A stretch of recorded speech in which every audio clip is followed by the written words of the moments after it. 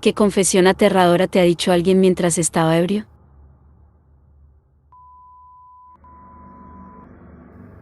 Tengo dos. Tenía un compañero de casa en la universidad, que varios años antes había disparado y matado accidentalmente a un amigo suyo en un accidente de casa. Fue a juicio y fue absuelto de todos los cargos. Años después, no me lo dijo, pero le dijo a una mujer con la que tuve intimidad, que no fue un accidente. Hace años, cuando trabajaba en Las Vegas Hilton, en la cocina principal. Tenía un jefe muy nervioso llamado Hussein. Era de Turquía. En broma nos referimos a él como loco, debido a su personalidad. Una vez, después de que terminó nuestro turno, tomó una caja de cerveza del refrigerador e invitó a algunos de nosotros a que nos sirviéramos. Probablemente tenía 4 o 5 él mismo. Luego procedió a decirnos que cuando vivía en Turquía, había pateado traseros a algunos tipos, y vino a los EU para escapar. Mis compañeros de trabajo y yo realmente no le dimos demasiada importancia. Aproximadamente un mes después, descubrimos que mientras estaba de vacaciones en México, Hussein había estado caminando de regreso a su habitación de hotel después de beber en un bar. Se había agachado en un callejón para orinar y lo atrapó un policía. Fue acusado y condenado por orinar en público. Al menos en ese momento, Estados Unidos no tuvo reciprocidad con Turquía, pero México sí. Bueno, resulta que lo que Hussein describió como patear el trasero de alguien resultó ser un asesinato. Lo llevaron de regreso a Turquía, donde suponemos que pasó el resto de su vida en una prisión turca. La película de Midnight Express retrata cómo es la vida allí. Una compañera de trabajo mientras estaba ebria, me dijo que ella se puso toda ángel de la misericordia y asfixió a su anciana abuela con demencia mientras dormía. El próximo lunes en la oficina fue definitivamente extraño después de esa confesión particular en la hora feliz. Fui yo quien hizo la confesión. Cuando tenía 18 años, fui agredida sexualmente en un puente en medio de la noche cuando estaba sola. Mi madre siempre me había dicho que mordiera a alguien si me metía en problemas. Así que lo hice, mordí su cuello hasta que mis dientes se encontraron de nuevo. Se cayó y luego corrí todo el camino a casa. Unas semanas más tarde leí en las noticias que un agresor en serie había ido al hospital con heridas en el cuello y luego murió. Lo habían atribuido a él atacando a alguien y ellos actuando en defensa propia. Nunca le dije a nadie hasta que me emborraché mucho con mi novio el año pasado y lo derramé. No podía creer que hubiera guardado ese secreto.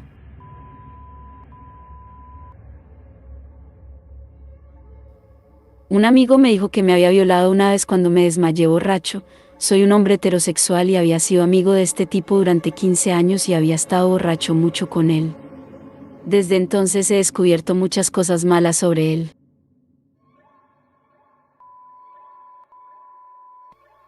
Un amigo mío murió de una sobredosis de drogas. Después del funeral, un amigo en común y yo nos estábamos emborrachando cuando rompió a llorar. Me preguntó si recordaba el momento en que él y nuestro amigo muerto me contaron sobre un accidente que habían presenciado en el que vieron morir a un camionero. Le dije que sí. Luego me dijo la mierda más jodida. Dijo que nuestro amigo corrió hacia el moribundo y le robó su anillo de bodas, y que el hombre no pudo hacer nada más que mirar hacia arriba, aterrorizado, a nuestro amigo mientras lo robaban. Sabía que eran malos en las drogas, pero nunca pensé que pudieran hacer algo así. Crecí con ellos, eran como mis hermanos. Realmente ya no confío completamente en nadie. Mi mejor amigo desapareció por un tiempo, presumiblemente se fue de la ciudad. Los dos teníamos 20 y tantos años. Regresó después de un mes más o menos y me sacaba todas las noches a beber y de fiesta. Me preguntaba cómo podía gastar tanto dinero en drogas y alcohol, pero no me lo dijo. Lo vi pagar nuestra cuenta una noche y debe haber tenido 12 o 15 mil dólares encima. Después de regresar a la ciudad, básicamente se mantuvo ebrio todo el tiempo y quería pasar el rato conmigo cada vez que podía.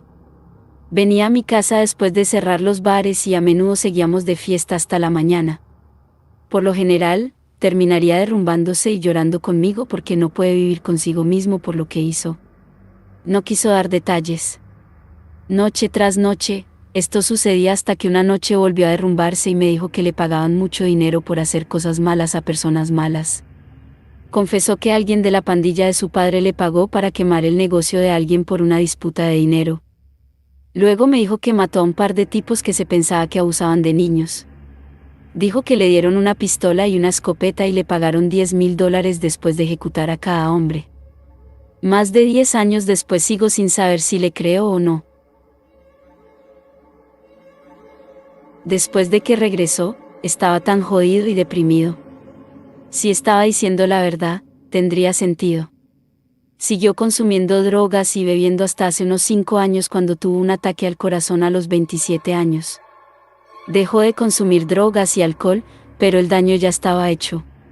Sufrió otro infarto 6 meses después y murió unos días después de cumplir 28 años.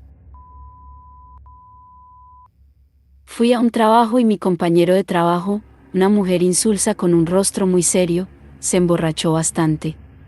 Terminó diciéndome que descubrió el cuerpo de su padre cuando él se ahorcó.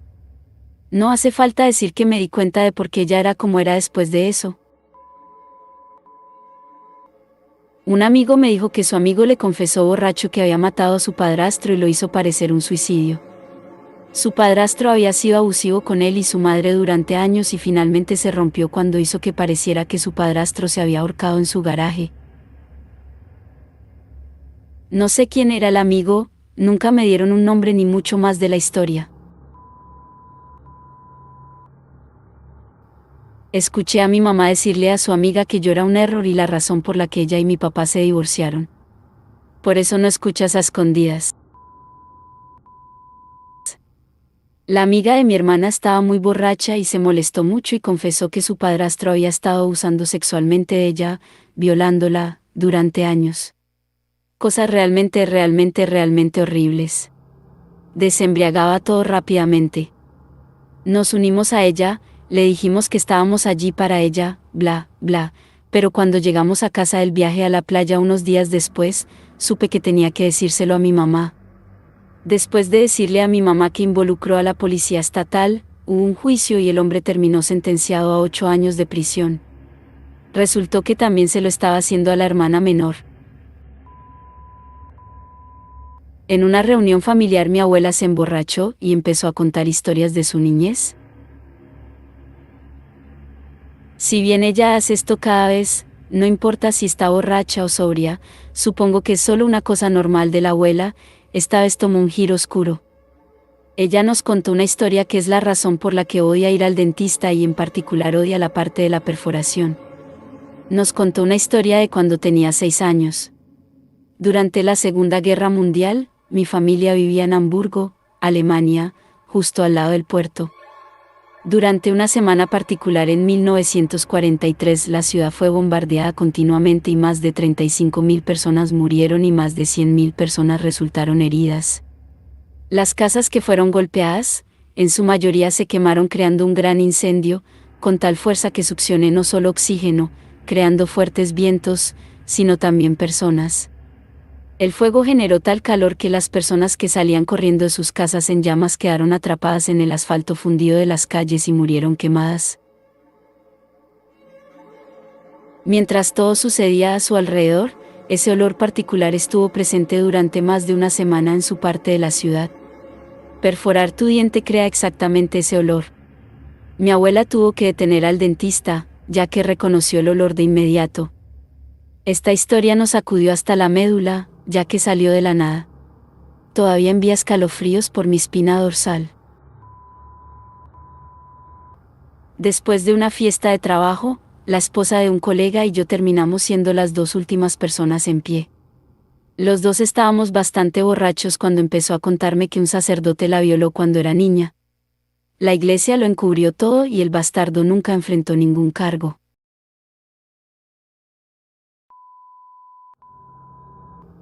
Alguien me dijo que abusó de su hija cuando era una bebé porque estaba enojado y pensó que su novia lo había engañado y que ella no era su hija biológica. Continuó diciendo que se realizaron pruebas de ADN y se determinó que en realidad era su hija y que se sentía muy culpable por todo el asunto. Su hija tenía 7 u 8 años cuando me dijo esto. Literalmente pasé una noche dando vueltas pensando en eso y finalmente decidí que tenía que denunciarlo. El primer marido de mi madre, el donante de esperma. Yo tenía 16 años. Ella acababa de salir ese mismo día y él se emborrachó mucho y me dijo que se suponía que nunca debería haber nacido y que debería haber muerto con mi hermano. Le pregunté qué quería decir con mi hermano, ya que no tenía hermanos, y me confesó que le había dado una paliza a mi madre cuando estaba embarazada y terminó en el hospital. Yo nací, pero mi hermano gemelo murió en el útero. En ese momento, el inglés de mi madre, ella es polaca, no era bueno, por lo que les dijo a los médicos que ella simplemente se cayó por las escaleras y amenazó con deportarla y me usó como chantaje si alguna vez se lo contaba a alguien. La seguí poco después una vez que me contactó para decirme que había encontrado un lugar para quedarse. Le pregunté si tenía algo que decirme sobre mi nacimiento y me contó la misma historia. Supongo que eso explica por qué sentí que me faltaba una parte de mí toda mi vida. Un chico que conocí admitió ser el pasajero de un vehículo que atropelló a una chica con la que iba a la escuela secundaria a unos 50 km por encima del límite de velocidad, supuso que alrededor de 115 km por hora. Era medianoche, ella estaba inconsciente pero aún respiraba, y huyeron de la escena porque el conductor había estado bebiendo. Dijo que ella sobrevivió, pero nadie descubrió quién estaba en el auto. Parecía realmente estar lidiando con eso. Escuché una confesión de asesinato. Estaba en un resort en Nueva Inglaterra con mi familia. Salí al balcón a fumar.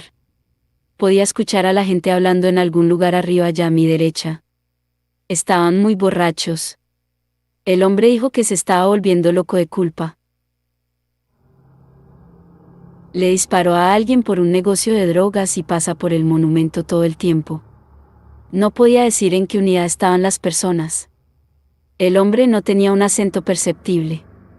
Nunca mencionó el nombre de una ciudad ni nada. No hay detalles en absoluto. Realmente desearía haber podido ayudar a resolver un asesinato. Un amigo que conocí en la universidad tuvo un colapso emocional completo una noche cuando teníamos 20 y tantos años y me dijo que había golpeado a un ciclista cuando era adolescente y se fue de la escena y estaba seguro de que el anciano había muerto. Su hermano dijo que había estado sufriendo por su error durante años, y que este accidente había arruinado su vida verdadera y completamente. No tenía forma de saberlo, pero mi tío, anciano y enfermo mental, fue asesinado en su bicicleta por un automovilista que se dio a la fuga en esa intersección durante el tiempo que mi amigo habría estado en la escuela secundaria. Estoy bastante seguro de que el asesino de mi tío me acaba de confesar. Oficial de policía. Llegó a una llamada de apuñalamiento como unidad de respaldo y terminó transportando al sospechoso de regreso a las celdas. Estaba extremadamente borracho o drogado. Empezó a hablar de manera semicoherente en el asiento trasero de mi computadora y yo lo ignoraba en su mayor parte. En un momento dijo algo como, "Y esta no es ni siquiera la primera vez que hago esto, ella era tan joven". Y luego comenzó a llorar. Encendí mi grabadora subrepticiamente para ver si decía algo más, pero no lo hizo. Solo lloró y lloró. Las confesiones de intoxicación generalmente son inútiles de todos modos, y una vez que se puso sobrio y habló con su abogado, negó tener conocimiento. Hablé con nuestros chicos de delitos mayores, pero no creo que hayan hecho nada al respecto. Sin embargo, todavía me pregunto, ¿no fue bravuconería? Eso es seguro.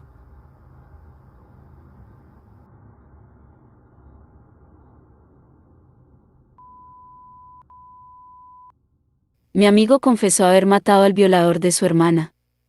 El violador llegó a la cárcel y durante su libertad condicional lo reunió para reuniones de justicia restaurativa. Poco a poco se hizo amigo del chico hasta el punto en que años más tarde lo emborrachó y le dio yerba y pastillas para dormir. Lo arrastró a las vías del tren y lo mató un tren. Los informes decían que se desmayó en las vías del tren y murió. No he tenido ningún contacto durante 20 años después de eso. Mi papá y yo siempre hemos tenido una relación tensa y distante. Crecí con mi mamá y mi padrastro. Tengo una media hermana a través de mi padre, y ninguno de nosotros es cercano a él ahora. En agosto pasado lo llamé para desearle un feliz cumpleaños y contestó el teléfono extremadamente borracho, arrastrando las palabras y todo. Estaba embarazada en ese momento y dije algo como: la próxima vez que te veamos, tendrás una nieta. Algo lo hizo estallar. Empezó a lamentar que había sido un pésimo padre y que mi hermana no quería tener nada que ver con él. Dijo que lamentaba haber sido un mal marido para nuestras madres y que sentía que si se hubiera involucrado más, sus hijas no lo odiarían ahora. Traté de decirle que nunca lo odié, pero solo me gritó. Luego comenzó a balbucear y fue difícil entenderlo completamente, pero luego dijo que a ninguno de nosotros, es decir, a mi hermana y a mí, nos importaría si él moría y que debería simplemente morir. Luego me colgó. Intenté devolverle la llamada pero no respondió. Terminé enviándole un mensaje de texto y le dije que no era mi intención molestarlo, solo quería decirle feliz cumpleaños y que lo amaba. Le envié un mensaje de texto un par de días después y respondió como si nada hubiera pasado. Mi excompañera de cuarto llegó a casa borracha una vez y empezó a quejarse de que no podía traer a su novio porque el casero entrometido vivía abajo. Le pregunté por qué no fueron a su casa y sin dudarlo me dijo: está casado. Continuó explicando que él era un tipo viejo y gordo que trabajaba en el mismo hospital que ella y que tendrían relaciones sexuales en habitaciones de hospital vacías. Tenía como 25 años y se había divorciado de un chico con el que había estado desde la escuela secundaria un tiempo antes. No creo que ella se hubiera involucrado con él si no hubiera estado deprimida por el DIA,